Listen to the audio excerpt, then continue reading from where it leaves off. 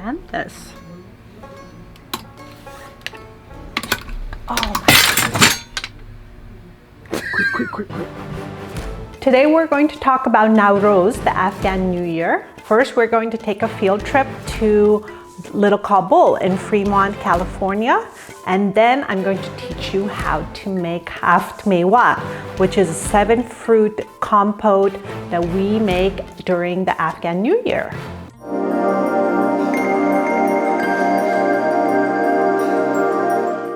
We're in Little Kabul. It's a district in Fremont, California. Northern California has the largest number of Afghan immigrants. And this neighborhood is where some of the first restaurants, markets, and shops were established. And we're going to give you a quick tour of the Little Kabul district of Fremont. Nowruz is a New Year festival celebrated in Afghanistan, Iran, Tajikistan, Kurdistan, the Indian subcontinent, and many immigrant communities around the world. Although each country, region, and family celebrates Nowruz differently, you can be sure that people eat lots of food, wear special clothes, attend picnics and festivals. This is the Afghan, the first Afghan kebab house that was established in Fremont, California. So that the Afghan kebab house was so popular that they couldn't really accommodate really anyone, so they have opened this restaurant. Maiwan Market is the first Afghan grocery store that opened up in this area, and now it's thrived and has several locations. And I'm really excited to take you inside the market so you can see what they are selling. Salam, چطور هستن؟ خوب؟ تشکر. بله خوب. فامیلتان خوب است کلاگی؟ خب. چی برنج آوردین؟ برنج های کلو چیلاست، کلو برنج هست. از افغانستان؟ از افغانستان. باز کدام برنجتان بسیار مشهور است؟ کی میخرد؟ از آشپزی که هر قسم پخته یا در ما خروز میمون یار میخوریم. خب. Dried mulberries. These are a staple in an Afghan house. They're sweet and soft when you chew them, and we normally have them with walnuts or almonds. And I'm starting to see them more often at Whole Foods and some other stores, but it's not a common fruit or dry fruit that you can find in the U.S. There's black mulberries and then green mulberries that are all from Afghanistan. Of course, we have to check out the Afghan, the bakery that's really popular in Maiwan Market. They actually make thousands of bread per week, and people just come and grab whatever they need, and I have to say I've been looking forward to getting some.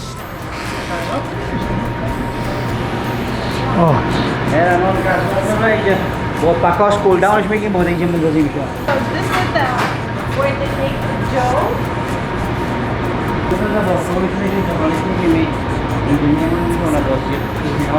حال که شالان میگفتیم کوری میکنیم یه چند دقیقه کار یک ساعت بعد کار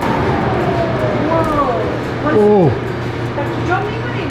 در میکنیم اینجا لکه داره اینه اینجا داره میکنیم پر میکنیم اینجا سکنیم هیچ سکنیم پر میکنیم اینجا بوده اینجا میکنیم باز تامی کنیم باز تامی وقتم هست ساخته یا خود ساختیم فرمایی آدر کردیم هم مقصد بسای صداش آدر کردیمش It's been around for 30 years, so they've really grown and they supply the bread for many Afghan restaurants. And you want one too? No, it's okay. Are you sure? They're really good. No, it's okay, thank you. New York में I mean, New York. She's Los Angeles में गिना नहीं है बड़ा. आज खातिर भी कि क्वालिटी भी खुद तरह से मैं अफगानी नहीं है. Thank you, man. Hookahs were actually, when I was little, was used by old people, but now it's become a trend for young people to be using hookahs as well. And this is a hookah lounge that's on Fremont Boulevard, and it's, what is it called? Dream Hookah Lounge. So we're here in Afghan Bazaar. It's owned by an Afghan woman, Nasreen John, and she has had the shop for 8 years. It was a different location, but now it's on Bondi Street, right across the street from my one. Then we'll just kind of zoom around and see all the great clothes that she has here. Look at this. This is so gorgeous. Oh my gosh. These are basically modern designs that have a lot of Afghan elements in them. The Afghan Bazaar has really, really beautiful clothes. And look at these beautiful boots. These are all hand stitched. So pretty. Most of the foods prepared and served around Nowruz are meant to signify new hope, prosperity, and good crop for the upcoming new year. My favorite is Haft Mewa, a 7-fruit compote where a mix of 7 nuts and dried fruits are soaked overnight and served to guests on the first day of Nowruz. The ingredients are half a cup of cherries, half a cup of blanched almonds, half a cup of blanched pistachios, half a cup of blanched walnuts, 1 cup of red raisins, 1 cup of green raisins, and 1 cup of apricots. First step is to start the blanching process of the walnuts and the pistachios. Pour boiling hot water on each nut. I like to do them separately and then cover it and leave it for 10 to 15 minutes. While we're waiting for the walnuts and the pistachios to soak, add all the other ingredients in the bowl. I love actually skipping one step, which is blanching my own almonds by purchasing pre-blanched, pre-cut almonds. It's been 10 minutes and our nuts are ready. I'm going to show you how to take the skin off.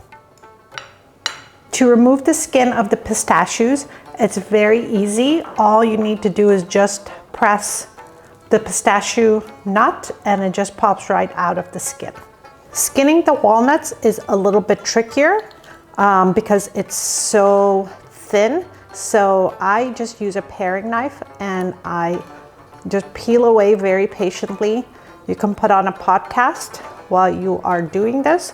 It's a little bit meditative and at times a tiny bit frustrating. However, it is very important to remove all the skin. Otherwise, the Haft Mewa is going to end up having a murky color to it. Rinse the ingredients 3 times or until the water runs clear.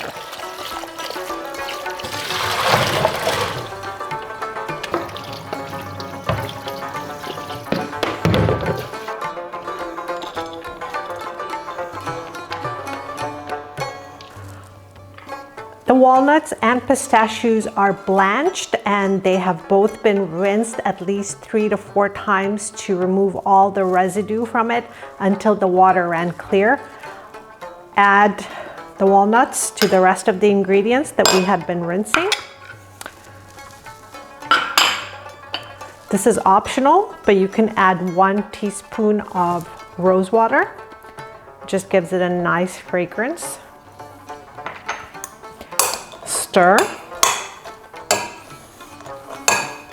Traditionally, the Haft Mewa is prepared in a large bowl where water is poured over it and then stored in the refrigerator overnight for it to be prepared. But I like using a bell jar because it's so cute. It's easy to store in the refrigerator. It's not going to get knocked over. And it's really fun to put all the ingredients in there. So that's one way of doing it. Option number 2 is to put it in a tiny jar, individual size serving. And you can just pile these jars in the refrigerator and grab one when you're ready to eat them.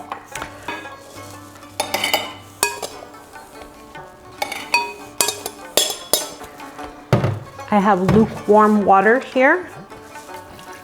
Just pour it into the jar. You do not need any sugar. The sweetness is going to come from the raisins and all the other ingredients. And for these, just pour it maybe 3/4 of the way, because all the ingredients will plump up and it'll take extra room in your container. And pop this in the refrigerator, and it's ready to eat within 24 hours. If you leave it another day, that's even better. This is what the Haft Mewa looks like after 24 hours. As you can see, the apricots are all plumped up and the raisins are, actually you can't really see them, but they are a little larger, and the liquid that's in there, as you can see, is clear, but that's because we did all the rinsing and washing, and that's a very important part of making Haft Mewa, to have the drink be clear and it's much more appetizing. It's the first time I'm trying it right in front of you guys. So,